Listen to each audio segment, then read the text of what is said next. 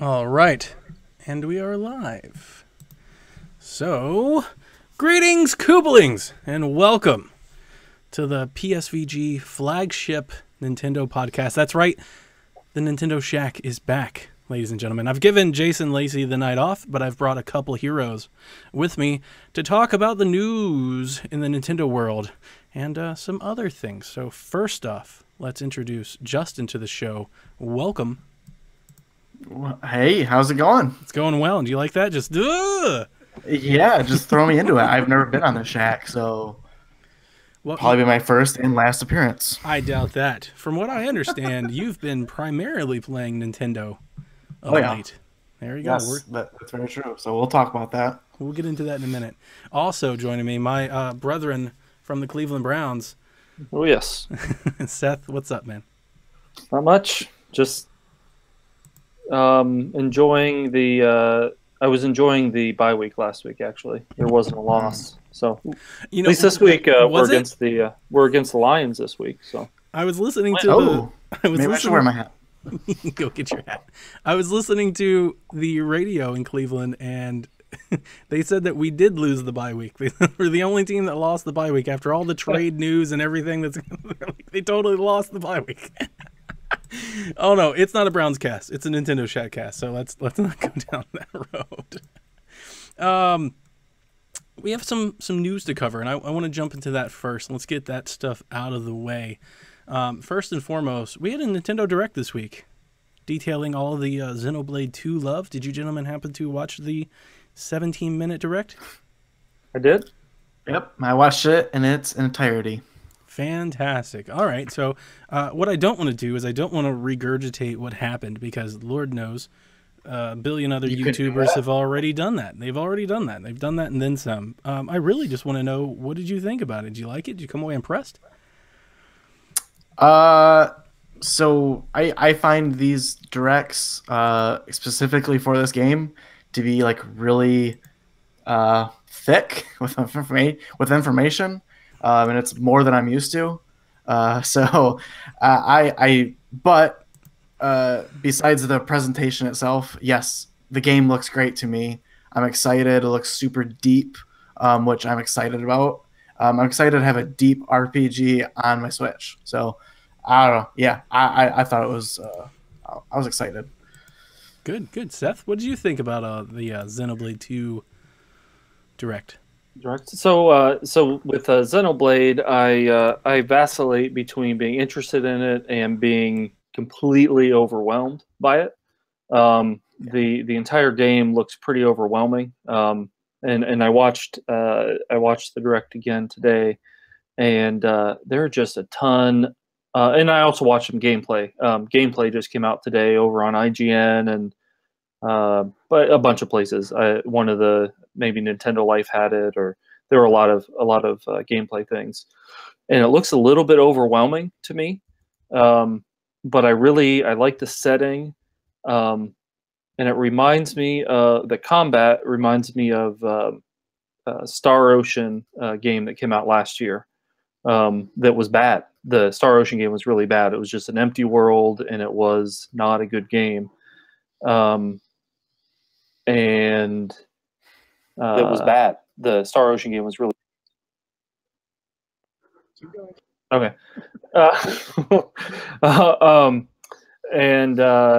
So I'm hoping this game kind of takes the combat, because I like the combat of Star Ocean, but the world is more populated.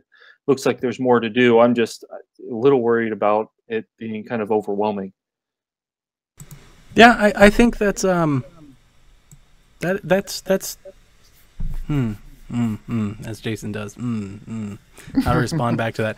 Xenoblade definitely deserves that type of trepidation, because it is kind of an overwhelming. It's a big game, and it's very systems heavy, and it's very menus heavy, and there's like just a lot of stuff you've got to like learn or get used to and all that. So that's a really good takeaway. Myself, I'm getting some reverb back. I think somebody's picking me up. Just to say that. That's why I keep pausing. First and foremost, I think the game looked really, really good. It looked greatly improved visually. Just presentation alone from the first time we saw it. Definitely from the first time we saw it in the first unveiling of the NX. When we saw it, that game looked almost like a 3DS game. Like everything was like the textures were like real dull and everything was kind of fuzzy. Like a lot of it, I was like, oh, I don't know about this one. This one looks great, and some of the gameplay that I've seen, and some of the there's Game Explain's got it, IGN's got it, GameStop's got it. There's 30, 40, 50 minutes. It looks like folks are allowed to come to the Treehouse this week and play it. So maybe previews are coming soon. All of it, I'm considering what we saw when I first saw it. I'm really impressed with where it looks now. Really impressed, like just almost kind of really excited about just the look and the visuals. From the Direct itself, the thing that I pulled away from it, and this isn't really news, so I won't spend a whole lot of time talking about it, but the DNA for Xenoblade Chronicles X is there, and then some. In the Direct itself, they detailed how when you're walking around the environment, how there are, animals, monsters, and creatures that you can, stumble upon, and they'll change with the day and night cycle and based on the time of day. And, some of them may just be like completely over OP, and you may just not stand much of a chance. That's very much a part of Xenoblade Chronicles X. It kind of had like this Xenoblade JRPG types thing, but it was also like kind of some Monster Hunter. Like, so there was like this, you could go do all this, the main quests and the side quests if you wanted to, or you could just like go and grind out on some monsters and like get some loot if you wanted to. So I'm excited to see some of that come back. What I didn't see that I'm most interested now in seeing, so what I'll be looking forward to as I continue to watch gameplay, is the movement. Doesn't appear to be like it was in Xenoblade X. In X, the movement was really like opened up. You could jump off like the tallest mountain and just fall all the way to the ground, land right on your feet, and take off and keep running. And it was really fun, especially like when you got your mech later in the game. I really enjoyed that. This looks like a rollback to Xenoblade Chronicles, where like you'll take some damage and that won't allow you to be able to move like that. So it might be a little bit slower. I don't know. We'll see. I gotta do some more digging. But from the Direct and the little bit, I didn't watch all 50 minutes of the gameplay. I looked at it for about 5 minutes. I was like, "Yep, it looks like Xenoblade. I'm in." But from the 5 minutes I watched it, I did pick up on that. I was like, I wonder if it's going to be as fast and fluid as X was. I didn't see that yet. Yeah. Are you gonna miss that? Is that what you're like? You enjoyed that next? I mean, I beat Xenoblade Chronicles on the Wii. I never beat X. I played a lot of X too. I mean, over 80 hours in that game. It just got to the point where I was like, all right, I've got to play something else now. I'm done with this. If it's not there, I think I will miss it, but I think I'll get used to it. It really depends, like, how does the narrative fit in? I will say the narrative in X really was kind of a backstory. Like, the main quest, I didn't really... there was a part of time where I played maybe 20 hours without even touching. I was like, nobody cares. I'm having so much fun doing this other stuff. If the story is really good, I won't care. I'll keep going. If it's like kind of like that Shulk Monado tale from the first Xenoblade, I'll be totally fine. But the Xenoblade Chronicles X story was, it was cookie cutter at best, to say it even nicely. It was like, these aliens are coming and we have to prep for war and go do all these, tasks and fetch quests. It was like, no, I'm not going to do that. I'm going to go hunt T-Rexes. That's what I want to go do. So for someone who hasn't played either of the other games, does this game have anything to do with the other ones? Oh, that's a good question. From everything I've seen, and from like the research that I did before the Direct and just kind of reading on it since it was unveiled, no. Like Elysium is not a part of the first game. Like none of the characters are tying over. Like the new sword kind of looks like the Monado. I think maybe they'll refer to it somehow, but this looks like a clean break. I don't think you're going to be missing anything or not have any heritage or story to it. Like none of the environments took me back. It's been a long time. I haven't played Xenoblade Chronicle maybe a decade. So, but from everything that I've seen, having played it, there's nothing that I'm like, I can't wait to pick up where I left off or, have that story enclosed. This looks completely new. Yeah. I haven't played the other two games, but everything I've read is that this is kind of a clean break, at least from the main storylines of the other games. I imagine there's some sort of Easter egg or something here or there, or probably. Maybe this isn't the way back in the past or way back in the future or something like that. But it seems like it's a clean break. But yeah, I don't know. As far as like that movement stuff, I always thought the movement, just looking at Chronicles X, I thought it looked weird for RPG. Kind of, yeah, it did. Like it almost reminded me of like Crackdown, like jumping around and stuff, but which I thought was weird. But I mean, fun, but not what I expect from an RPG. So if anything, I'm more glad to see it look a little bit more traditional. No, you're absolutely right, and I was kind of attracted to that action-oriented style. I thought it was neat and just kind of different. But you're absolutely right; it does look weird. Like if you look anybody play an RPG and you look at X, you're like, "What in the world?" Because it's very fast. Yeah. What do you guys think of the battle mechanic? Because I mean, in any JRPG, you're going to be doing a lot of that. You're going to spend a lot of hours doing that. Any of that throw you guys off? I'm not sure I understand exactly what the battle mechanic is. I watched on the IGN footage, which they have like 17 minutes. They kind of walk through some of it, and they talk about.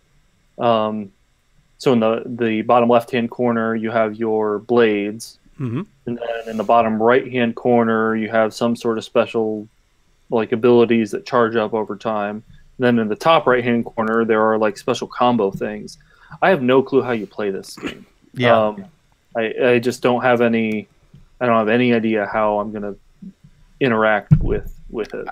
Yeah, I think there's systems on top of systems on top of systems in this game, which is fun for the people who are gonna dig into that, but maybe a little bit scary at first, because and that's how I typically feel. I still miss the good old days of active time battle and gauges and a simple menu. So yeah, we'll see. I have a feeling that they're explaining all this stuff, and I have a feeling that you won't have to use all of it to get through the game. But who knows? No one will know until they get a decent way into the game. If you're gonna have to master some of those systems or not. My time with X would lead me to say maybe the opposite on that end. I think you are going to have to know it all. My time with X I really enjoyed, but I'm not going to lie to you. There was a lot of it because it was very foreign and it was kind of new to me. After my first weekend with X on Wii U, I literally printed off like the manual that was in game and like read through it and highlighted it, and I had a binder next to me. And like I would refer to the binder throughout the game periodically because I was like, I don't know what to do, or I don't know how to do it. The battle system, from what I saw in the direct and the gameplay, it looks very similar to X.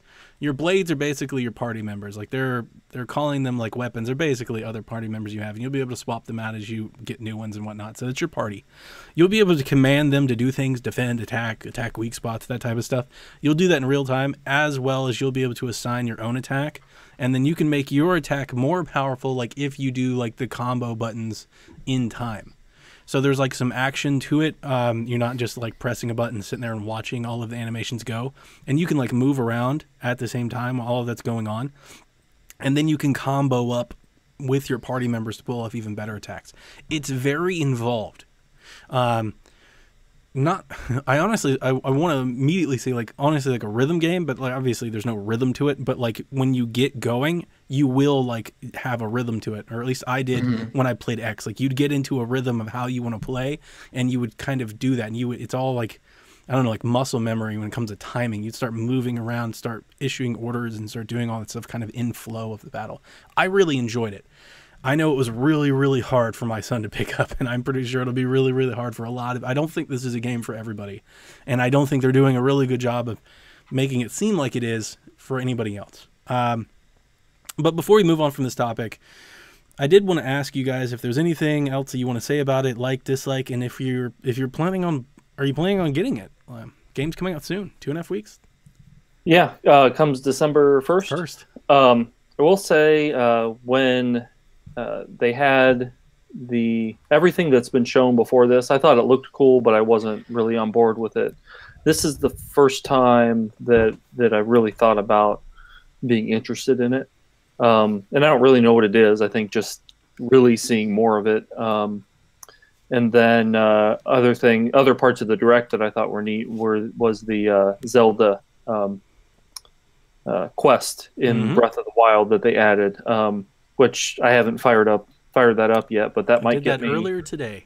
Okay, that might get me to get in. Just it's just another reason to fire that up. So I thought that was a neat addition. So I'm contemplating the game right now, but I really don't need any more games for this calendar year. So I haven't decided. Every gamer, and we keep buying them anyway. What do you think, Justin? Yeah, I think I'm really interested, and I want to get it. I probably won't get it day one.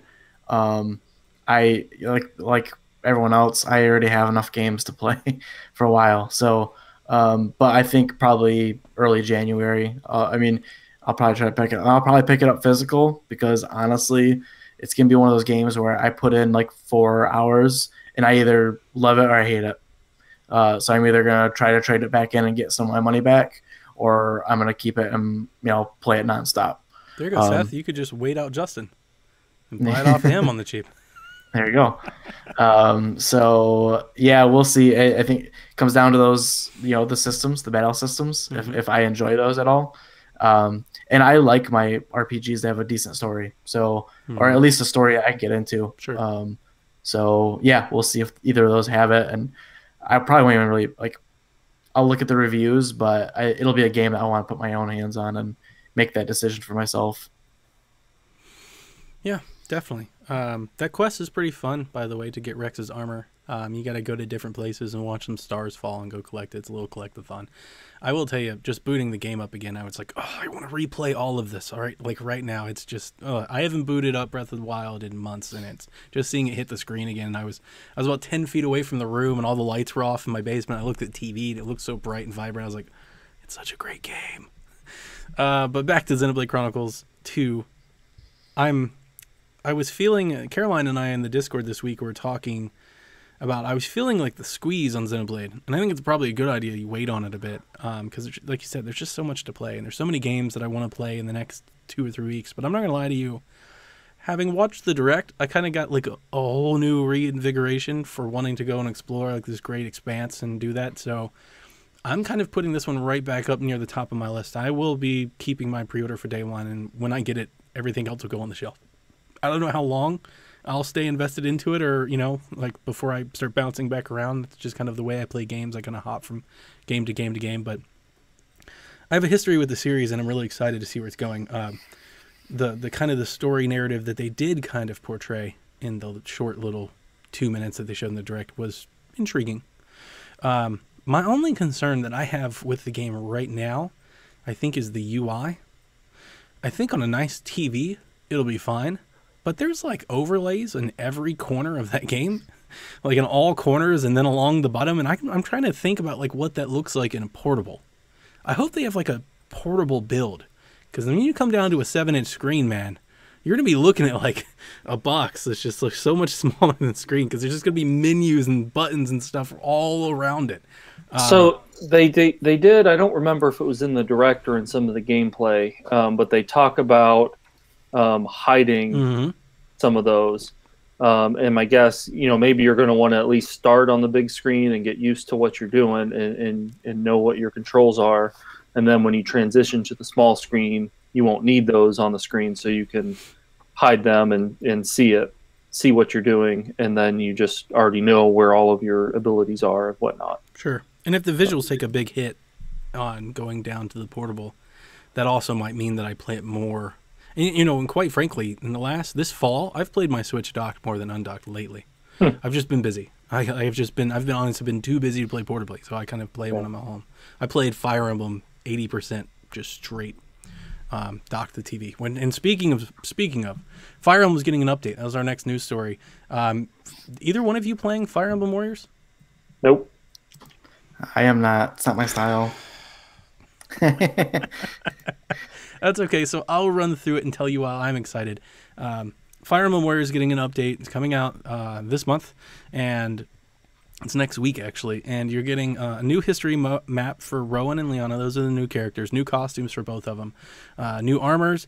new blessings, and the ability for the player to sell multiple weapons at once, which for somebody that's beaten the game like me, that's a godsend. That'll save you a lot of time. I know both Kyle and I were like, these menus are a bit much. So that'll be really nice.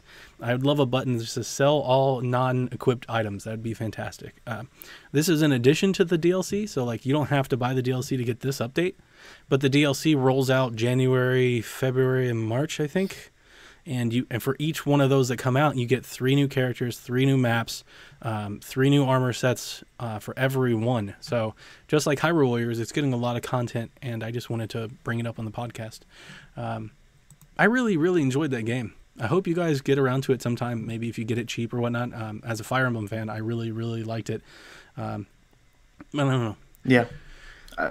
It's one of those games where I would have to get a really good deal on it. Sure. And then I'm sure I would love to jump in, but I've never played a Fire Emblem game, so I don't have that nostalgia. Sure. And I'm not a Warriors fan either, so. Oh no, yeah, then definitely don't get it. For your case, definitely don't get it. I really enjoy like the, I don't know, mindless button mashing, you just running around, and you know the game just looks and performs really, really good. I was really impressed with it. My last news story, and then we can just kind of open up discussion, is Miiverse shut down this week. Like, and you know, we were warned, we knew it was coming, but I wanted to ask either one of you if you used Miiverse on your Wii U's or 3DSs, if you have any experience with it, if you'll miss it, and just what do you guys think about it? Nope. Justin? Nope. Just blanket no. Yeah. Get that crap out of here. Oh no. I didn't own a Wii U or a 3DS, so you can't blame me for not using it. Sure. I never had access to it. Yeah. Same here. Yep. Yeah. Well, as the only person on the Shackcast this week that did, I wouldn't say I miss it because it was, you know, it was very much a niche thing, but I really thought it was something that they tried to do. I give them a little kudos for giving it a try. Obviously, they're way behind the wave of Twitter, and you know, it was basically Twitter. If you guys didn't know about it, it was basically Twitter. So, like on your Switch right now, you can save a screenshot and post it to Twitter. On the Wii U and 3DS, you could save a screenshot and post it to Miiverse, and I did use it. In certain instances, it was really, really good. You could, hey guys, I'm stuck. I used it in Xenoblade a lot, actually. Xenoblade X. I was like, I don't know what to do here. And you take a picture of what you're doing, you post it up. The difference between it and Twitter, though, is that every game had its own like little room and its own walls, kind of like a forum. So you could highlight games that you liked, and you could jump in there and just like scroll through stuff. And they had spoiler warnings, so if you didn't want to be spoiled, you could. But if you had questions, you could go in there. You could have like polls and stuff. It was kind of social without, you know, like live chat and party chat and all that. So, you know, I thought it was kind of a good half-step measure to trying to make their little thing feel, you know, somewhat measured. It, you know, it sucked that the load times are bad and you had to hop out of the game and hop back in. But when they did integrate the game into Miiverse, it worked really well. And they did that for Twilight Princess HD. They did it for Wind Waker HD. You could like throw these bottles with these handwritten messages out into the water and people could pick them up, and that was really cool. The Smash stage. Did you guys ever see the Miiverse Smash Brothers stage? On Wii U, There was a Miiverse Smash Brothers stage where you guys, you know, your fighters would be on the screen, you know, standard Smash platform, but then these Miiverse messages, just random messages, drawings that people made, things like, would just cascade behind you in the background. It was always different. It was always something else, and that was cool. It was a neat thing that they did. So it's finally been. And you know, in Splatoon, they uses Miiverse all the time with all the drawings and stuff that's in the lobby.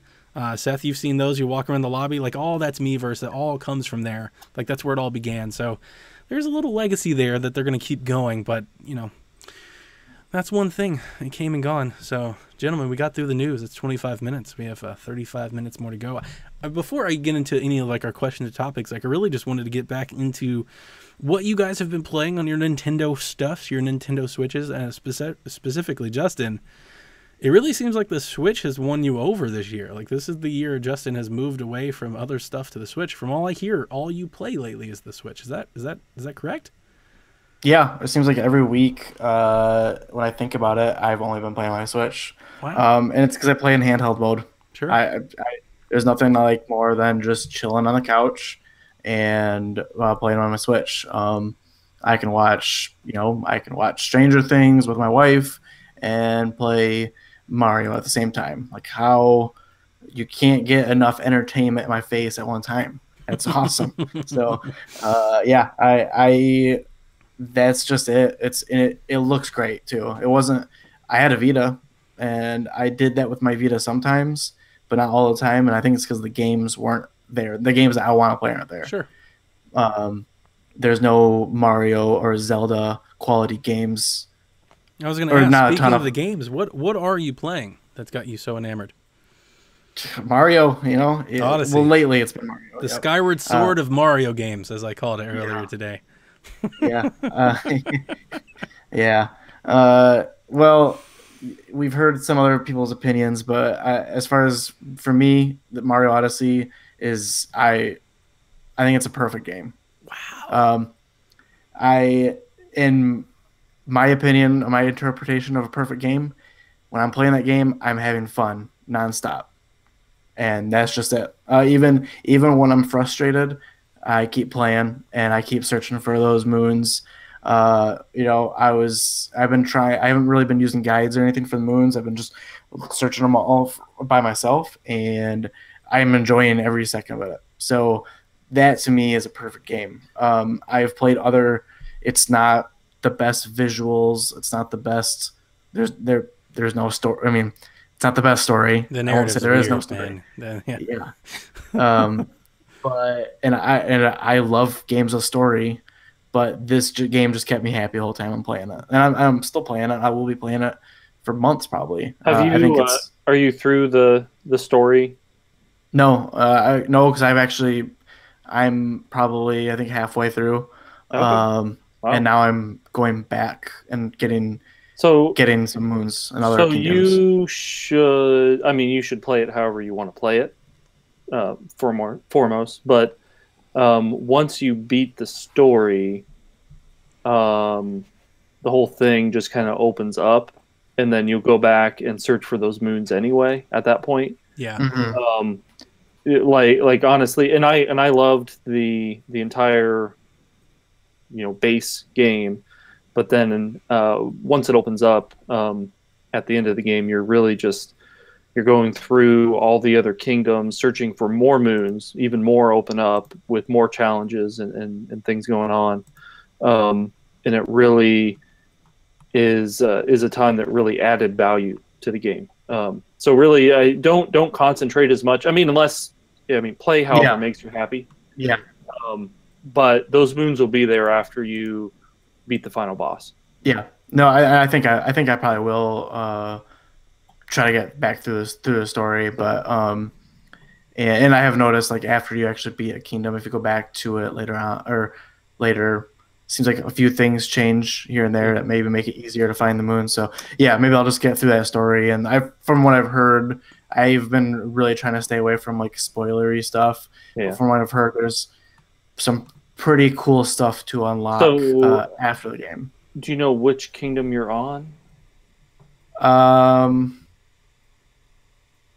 Have you gotten Yes, to they just beat the beach kingdom. Okay.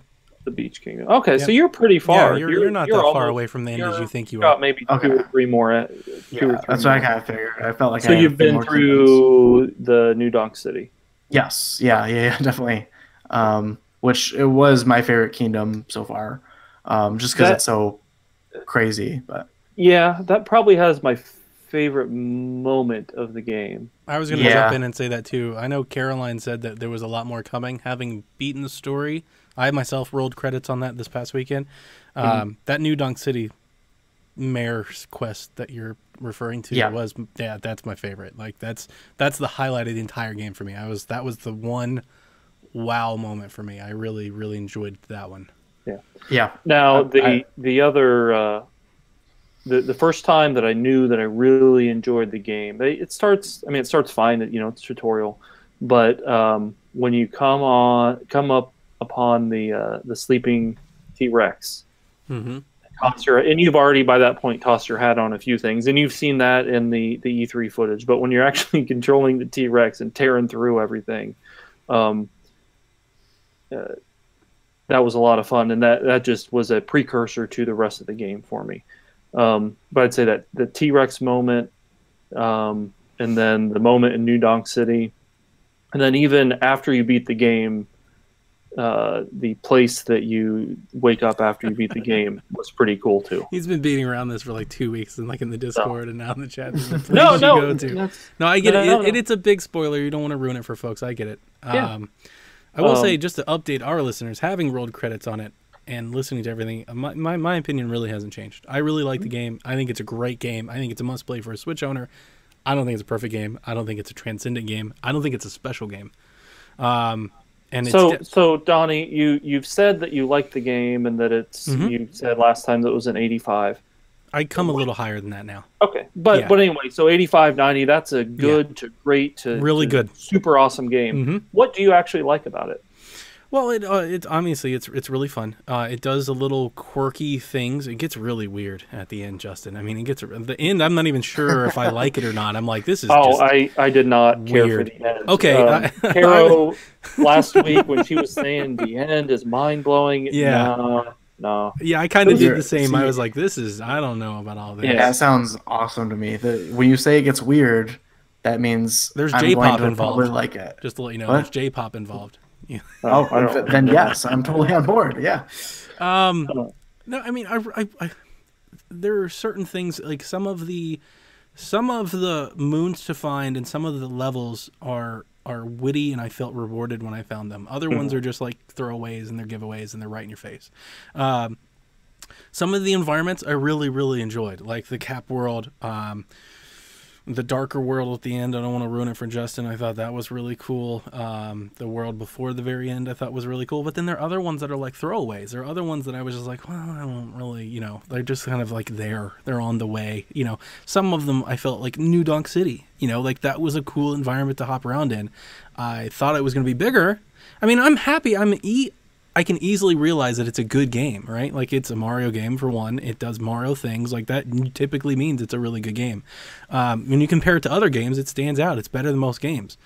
My whole thing is, when you talk about a Mario game, you compare it to other Mario games. Like, that's my thing. When everybody drives the 10 out of 10 perfect game hype, and I go, okay, then it's like the best Mario game of all time. And you people go, oh no, it's not the best. I'm like, well, you can't have not every Mario game can't be amazing.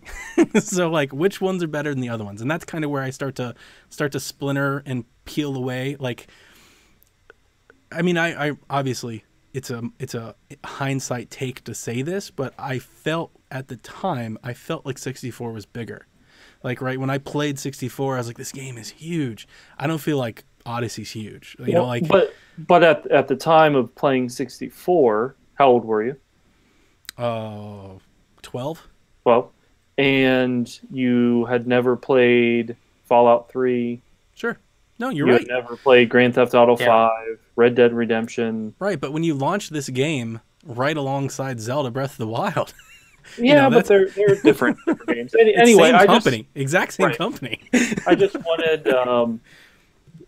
Because you've talked about, and I agree with you that it's not a perfect game. I thought the boss fights were too easy. I think you and I are pretty close. I kind of feel like the whole game's kind of too easy. Yeah, although at the end game there are a lot more challenging moments in the end game. I guess, especially if you poke around and find you can fight the bosses again. Sure. And those are more challenging. Like if those had been the first boss fights, I wouldn't have had my initial complaint. Honestly, just comparing it to other Mario, I just think other Mario games are better. Like, this one visually didn't blow me away. In a lot of ways, it looks a lot like 3D World. In some cases, it doesn't even look as good as 3D World did. But and then like 3D Land had the whole 3D visual stuff, and then like Sunshine. Like we don't need to re-go through the whole thing. But when I compare it to other Mario games, like I really like the game. It's really good. It's just not as good as the Mario standard. Kind of feel like Uncharted Lost Legacy. It's a really good Uncharted game, not up to the Naughty Dog standard of releases. And that's... this is better than Uncharted Lost Legacy. I would agree with you, which is why I would give it a higher score. So that's all. I just wanted you've talked. And I understand sometimes you play the contrarian, but yeah, when nobody else is saying anything but amazing, I got to say something. Right. I just wanted to see what you actually liked about it, because you're saying, oh, it's a 90 or 85, but these are all the things I hate about it. Sure. I just wanted you to. I really don't like the camera. the more I played it, the more I was like, it could be better. It could be a lot Yeah. better. Their camera is I'm- not very, I've had problems with the camera. It's not intuitive at all. and they're like, you can't appear to lock on anything. There's certain times it's fixed, and there's other times it's not. Yeah. And like 64, they let you know that, right? They let you know if the camera's fixed, and this one they don't. You just like kind of assume. You're just like, oh, I can't move the camera all of a sudden, and Yeah. I don't like that. It's just not something that it's one of those things that it sticks with me when I go to move the camera and I can't. I want to know why. Why can't I? What are you trying to hide from me? Like, why could I over here, but now I can't? I don't know. We do have a question. We'll move on from the Odyssey talk, but we have a question regarding Odyssey. Eric Baker writes in and he goes, how many moons have you actually found without a guide? I'll answer first. Because I rolled credits so recently, I beat the game with 198 moons, like rolled credits. That's where I was when I rolled credits. I now have like 235. And I mentioned this in our chat. I don't think I'm going to keep playing. Like, I'm ready to move on. Really like the game. Maybe I'll play it later. Like, maybe, I'll have a sick day or something. I'll boot it up and go try to find some more. But, like, I'm good. I don't need to go and replay the same levels over and over again to keep grinding. I'm definitely never going to get 800 of them. That's for sure. Right. I didn't use a guide. I won a guide, actually, on Twitter. I won a Prima guide, and I was like, that's cool. Didn't even look at it. I was like, no. I honestly didn't really find a whole hard time finding moons to keep going. I thought it was not straightforward, but you they're can available. find enough to keep yourself moving through the Yes. story very Now- easily. I Now never had there- to grind moons, like, they'll put Right. it that way. Yeah. There is in the end game when you revisit all of the worlds, there's something in them. Mhm. Like you don't even need a guide really Mhm. because you get it in game. You get to Know find where to out where go. the moons are. Yeah. Now you don't necessarily know when you get there how to get a moon. You just know that Yeah. there is one there. And right now where I am with it, I'm going through each of the worlds. I think I'm only on the desert world in my replay. I'm just kind of going around and finding the moons that I feel like finding. When I feel like moving on, I move on. I think I'm now at like I'm probably around 230, 240. I ended the game at 180. Okay. And I want to get, I think there are certain benchmarks where you unlock more stuff, and I want to get at least to this first one, and then I'll see what happens Okay. after that. But yeah, I'm enjoying a lot. It is presently one of my favorite games of the year. So, Yeah. as we get into year-end talk here in another month or so. I'm Yeah. constantly debating that too. I think it's right there. I would say that it's right there. I mean, it's in a hard battle for 5. I think right now it's probably my 5. I don't want to boot Fire Emblem because I think Fire Emblem is so good, but the critic in me is like, come on, Odyssey is way better than Fire Emblem. Like, I know that, so it's probably right there 5 for me. Justin, how many moons do you have? I think I have like 115 right now. But I haven't beaten the camp. I haven't beaten the main story yet. So, yeah, we'll see where I end up with, after a couple more kingdoms. So I imagine around kind of where you guys are at. We're at 120, 140, something like that. So, yeah, I think I'll be playing that this weekend, along with Call of Duty. So, but Call of Duty's tempting, buddy. We'll get into that in a minute. Let's put that off for a minute. I have one more question. Comes in from Paul Calico, which is a great follow of ours.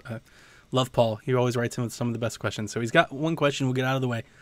He says, what 2 or 3 items from past Zelda games would be awesome to have in Breath of the Wild and why? And he writes, he really wishes he had the iron boots so he could do more underwater exploring in Breath of the Wild if there was stuff down there.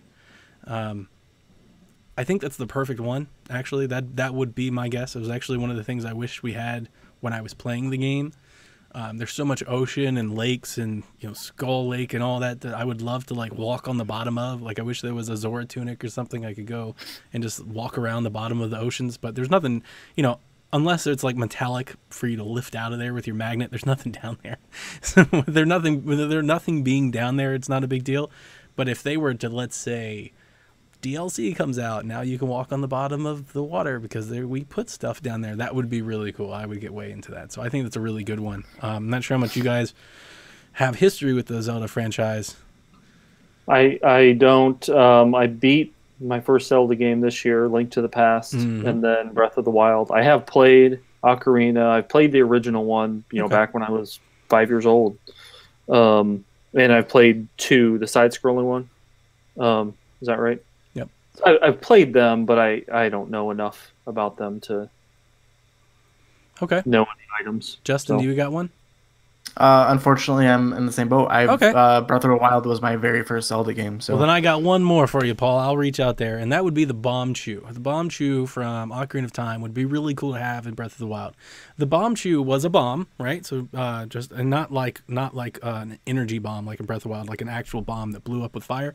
But it was like shaped like a cat or like a mouse, and you would put it on the ground and it would run away from you. So it was a range weapon, and you could time it like your distance and the time that you put it down, and then it would explode. And I think if they were to get like kind of wacky with Breath of the Wild at some point in time, like kind of like they did with Hyrule Warriors, and they were like, and here's this thing from this old game that we patched into the game, that would be a really cool one. It would be a lot of fun to go around and just throw bomb chews around, because you could have them where they just run around like all kinds of like little open areas and stuff. That'd be cool. So we check it at 40 minutes. That's pretty good for the stuff that I had on the docket. The one last thing that I wanted to get into was kind of like your future plans, or like particularly like Black Friday.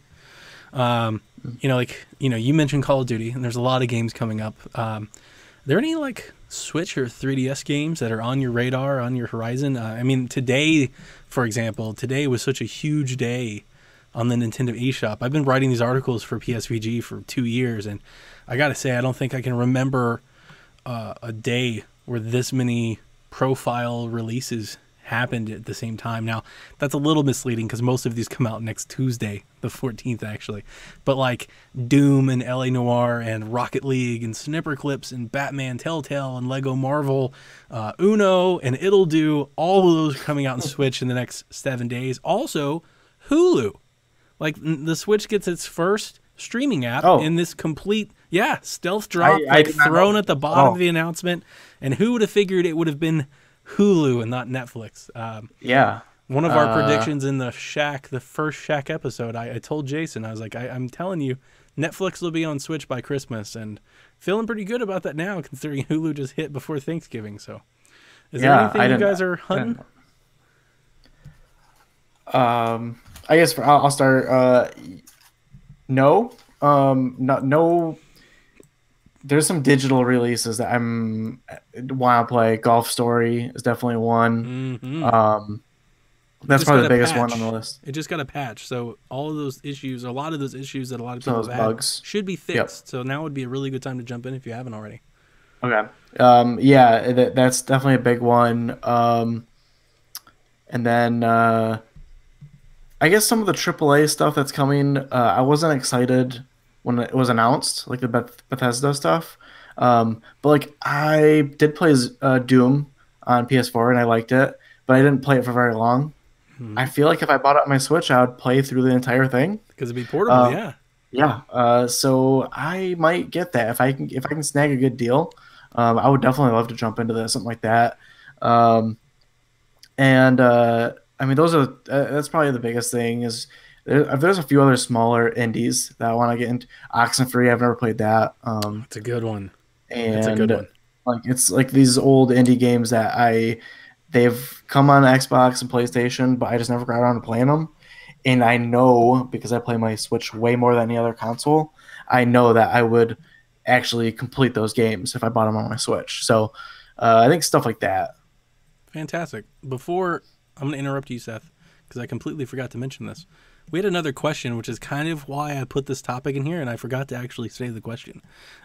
Good friend of mine, and good friend of most MTTGers or PSVGers, Brian Walden just bought a Switch. And one of the first things he did was message me, what games do I need to get? So that's kind of where this started. I was like, well, this would be a really good time to talk about just what we're playing and what's on our radar. So go ahead and tell me about your Black Friday plans, and then we'll talk about just some of the recommendations that we would have for that new holiday Switch owner, because there's definitely going to be some of those. So honestly, I don't really have any Black Friday plans unless something really just jumps out. I was looking over at some of the ads on Switch. The one game that I was interested in that I didn't have yet is Lego Worlds. It's on sale for Black Friday at Target for $15. It's a good which game. is a great price. Yeah. But it is on sale digitally this week on the PSN for $11, I think. And I had a $10 gift card. I had $10 in PSN cash, so I got it on PlayStation. So that's the one that I was really interested in. Also, I thought this was kind of funny. At Best Buy for Black Friday, Sonic Forces is down to $25. That game just came out and got like last week, right? Yeah, and got pretty bad reviews, which is kind of sad. That's one that when it gets down to like $10 or $5 or you'll jump whatever, in just to check it out. I'll check it out. But sure. But yeah, nothing really. I'm really satisfied with the games I'm playing now between the Switch and the PS4. Okay. And really just want to dig in. I've got some meaty games that I really want to dig into. I'm finding moons in Mario. I need to get back to my farm in Stardew Valley. It's been abandoned for a couple weeks now. Same here. And I was able to get Cave Story a couple weeks ago. Dude, I love Cave Story, and it's really good on Switch. On a heavy discount, and I haven't touched it yet. So, so those are three pretty, meaty games still, just on Switch. Then on the PS4 side, I'm still doing Destiny, and have really gotten into F1 2017. Really have gotten into that. I like that a lot. But that's a topic for another time. So the game that I really wanted to jump into and talk about was WWE, but we still don't know when it's coming, and we still haven't seen it yet, and I canceled my pre-order. Like, I was like, guys, I can't. The game came out 2 weeks ago. It's on Black Friday sales on Xbox and PlayStation for half off. It's $29.99. And the Switch version is just up in the air. I'm not sure if you guys have been following this. This was one that I was excited about. I was like, man, this is awesome. I want to totally just, DDP Diamond Cutter folks on Switch. This is great. I want to support the game on Switch, but like forever it was coming out day and date. And then the other ones came out and they're like, Switch is delayed. And then they said, we'll let you know like October 23rd. And they basically just let you know that it was coming later. And then they haven't said a word on it since. Like, and I follow like their Twitter accounts, and like there are people ask them every day, like on every time, anything that they post, whether it's Switch related or not, like the first 10 comments are, when does this game come to Switch? And they don't even answer. And I was like, I'm done. They haven't even seen what it looks like on Switch. They didn't even show a screenshot yet. Yeah. Are Switch people the new Vita commenters? Because on PlayStation blog, every game, Grand Theft Auto 6 is coming. Is it coming to Vita? When's it coming to Vita? That's kind of where they are, and so I canceled it and turned it into credit for other games. Black Friday specifically, I'm really hoping to snag Dragon Ball Z, Xenoverse 2. That's going to be under the Christmas present for the kids. I think from everything I've seen, it looks great, runs great, so I'm excited about it. It's pretty cool. Also, Black Friday, it's under $20. I've seen it like $16, $19.99, so that's going to be a sweet get. I really want Pokken, and I haven't seen that listed for Black Friday anywhere, and I don't really think we will get it. I think it'll be somewhere, like GameStop might sell it for like $40, but that's a Pokemon title. And I know it's not everybody's favorite, but they ain't cutting Pokemon. Like, that's a high-priced IP, but I'd like to snag premium right now. Yeah, I'd like to snag one of those for my son. And I'd like to get Mario Party. Mario Party 100, that's the other game that came out today, or this week. It's on the eShop. And it's on 3DS, and I feel like it's kind of left out there. Nobody wants to play it anymore. I do, and I plan on getting it for my daughter for Christmas. So. Oh! I want to play it, Donnie. I really want to play it on Switch. Yeah, exactly. I would like to physically be able to play it without buying a new system. Sure. I am. I'll be hunting that one. I was going to get it, and then I was like, nah, it's a really good Christmas present. My daughter's a huge Mario Party fan. She loves that stuff. So I'll be hunting for those in the Mario realm this Black Friday and trying to find some sweet deals. So if any listeners out there find something, make sure you message me at Playing Nintendo on Twitter. But back to the topic really that I was kind of driving this. Brian Walton just bought a Switch, and so did my best friend John, by the way. And they both messaged me and they said, "Hey, what are some games I should get on Switch?" And specifically, like maybe some oversights. They know they need to get Odyssey and Breath of the Wild. Okay. It's not hard for them to figure that out. They also know they should probably get Splatoon and Mario Kart. The ones that came immediately into mind for me were some of the ones you guys have already mentioned, but I'll try not to take all of them from you guys. But I will go ahead and prop up Golf Story. Reviewed it, played it alongside Jason before the patch was out, and we both beat it and both really, really enjoyed it. I think it's one of the better exclusives that the system has to offer because it does something so different than, like, there's no Golf Story on another thing. Like, Golf Story is very, very weird and quirky and odd, and it's beautiful, and like the music and the story, it's very witty, and it's just a really cool budget experience on Switch that you can only play on Switch. So if you're a new Switch owner, I honestly can't recommend it enough at $15. Graceful Explosion Machine, still one of my favorite Switch games. It's really fun. Every time I pass that tile on my Switch, it always kind of makes me want to boot it up just to kind of go a bit more. I'm never going to be Jason Lacey at that game. He's so much better at being a Graceful Explosion Machine, but the urge to try is still there because the game was really, really fun.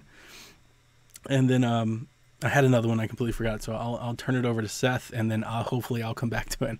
All right. I want to talk about a game that my kids were playing just tonight. I don't know if either of them have either children or significant others they can play games with, but Snipper Clips. We've gone. I haven't beaten all the puzzles in that or whatever, but it's mainly a 2-player game. It goes up to 4 players, but the main game is 2 players, and you're these shapes, and you have to cut each other into different shapes so that you can complete these puzzles, whether it's shooting a basketball into a hoop or being a triangle so that you fit into a certain area. And my girls were playing, and then I sit there and help them because they're 8 and 4. So I'll help get them over the hump of puzzles they can't get to. But really, they're both pretty proficient at it. And know what to do, and just have a lot of fun. They laugh at it because the shapes are goofy, and it really makes you think. So Snipper Clips is at the top of you can only play this on Switch, and that was a launch game. And actually, did the DLC just drop? Dropped this week. It's a part. I think it's the 14th, but in the next 6 days you'll be able to get the DLC. And it's the full. I mean, it's a $30 game, but I think as long as you have someone to play it with, it's a different kind of game than you'll play on anything else. Justin, you got a game that you'd like to prop up for a new Switch owner? Something that may have been overlooked? Oh, well, yeah, I got a big one. A Nintendo developed and published game. A game that uses all of the cool new features in your Nintendo Switch. 1-2 Switch. Highly overlooked. I can't finish that sentence. Well, I think I think Golf Story is really great. Snipper Clips is a lot of fun. I did have a lot of fun with that. If you're a Sonic fan at all, the Sonic Mania, that is a really awesome game and throwback. So if you have any nostalgia or fun, not Sonic Forces. Right. Yes, let's clear that up. The old-looking Sonic, not the new-looking Sonic. Yes. The old-looking Sonic. Yeah, it's great. It's a perfect visit back to that game. So, and then I'm a big Stardew Valley fan. So, I will say that, like, is that game that good? I haven't played it yet. We bought it. I haven't played it yet. My daughter has been playing it, and she's like 40 hours into it. She's really digging it. She likes it. Yeah, I think it is. I think there's it's a very addictive game. I'm scared. There's a reason, you can really put a lot of time into it. And I think there's enough like random stuff that happens in the game, besides just the farming simulator or the mining simulator that's also in there and stuff. There's some other random stuff that's like, oh, I want to wait for the next event or something that happens. And I that's what I really like about the game for sure. So those are my two suggestions. Though I will say, I wouldn't suggest Splatoon to everyone. Okay. I don't think that's a I don't think I've actually told anyone this, but I'm a little bit disappointed with Splatoon. Ooh, we'll have you back so But- you can fully flesh that out with Jason. That's Yeah. Jason's got to be Yeah. present for that one. The other ones that I wanted to mention were Oceanhorn. The game's out and been everywhere, but it's a really good get from the cheap. The ports that came, like Lego City Undercover and Rayman, like the Rayman Legends, that game is so good. If you're looking for a cheap game on Switch this Black Friday, Rayman Legends is fantastic. It's one of the best 2D platformers in a long time, and I love it. And if you can get it for less than $20, snatch it up in a heartbeat because it's worth it. Speaking of 2D platformers that I hadn't mentioned yet, Shovel Knight.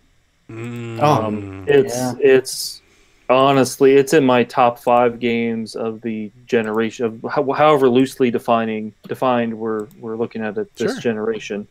It's in one of my top 5 games. The original campaign is great. The Plague Knight campaign is not.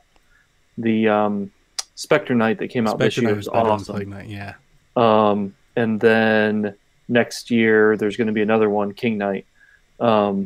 It's just if you like 2D side-scrolling old school games, it's absolutely at the top of my list. And we'd be remiss if we didn't mention SteamWorld Dig 2. Yeah. Oh, yeah. SteamWorld Dig 2 is a great I forgot about that. A lot of really good Switch games, y'all. Yeah. A lot of those are $20 or less, $15 or less. Oh yeah. If you bought a Switch, it's like $300. If you bought a Switch like Breath of the Wild and then just dropped like $60 in eShop credit and just grabbed any number of those, you'd be set for a really good time. Yeah. Yeah. All right, folks, that wraps up the Shack. Good little episode here. I appreciate it. Gentlemen, I'm going to ask you to let the listeners know where they can follow up with you and let you know all the things that they hate that you said, because that's typically what happens. Justin? You can follow me at jpicky86 on Twitter and see lots of pictures of my dog. Nice. Yeah, I saw that new X phone. X Yeah. gonna give it to you. I got a new X thing. I'll talk about that tomorrow. Seth? I'm on Twitter at Seth Joseph Roy. You can get a lot of pictures of gaming stuff, my kids, and Kent State football and basketball talk. So if you're interested in Kent State food, I post food pics. Oh, there you go. You can also find me Wednesday mornings. I record Early Morning Gamer with Justin occasionally and with Kevin. And just yesterday, I recorded with Nathan and Q talking all about the Xbox One X. Next week, I think it's Justin and Kevin. And that's been a lot of fun. We get in and get out in about 30 minutes and get on with our day. I also have been trying to stream Monday and Thursday mornings about 6 a.m. to no audience at all except Kevin.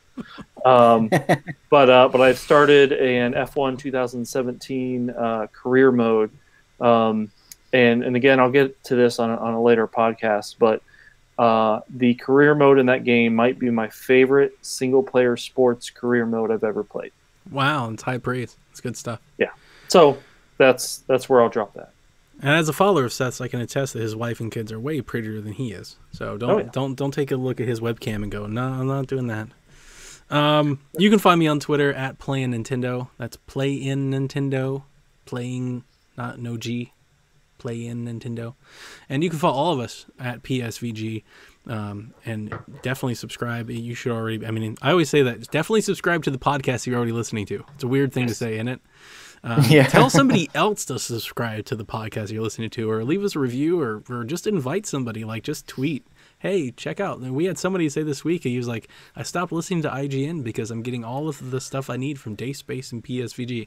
And he didn't tag us in it. It wasn't like intended to let us know. I just happened to see it, and I was like, wow, what an amazing thing to read. And it just makes doing all that we do here. We have a show with you dropping on PSVG almost every day now, with all of our sisterhood of podcasts to pull from one of the other ones. But yeah, the PSVG podcast network is just cranking them out, and it's been a lot of fun to be a part of. So I'm not the best host. I'm definitely not the best at this chitter chatter. I'll leave that to Jason and Kevin. So with that I'll just say thank you. Thank you for joining us. Let us know what you guys think in the comments or on Twitter. It's been a pleasure. That's a YouTube joke. So if you want to know why we're laughing, go check out the YouTube videos. And with that, ladies and gentlemen, good night, Koopalings. And remember, never stop gaming.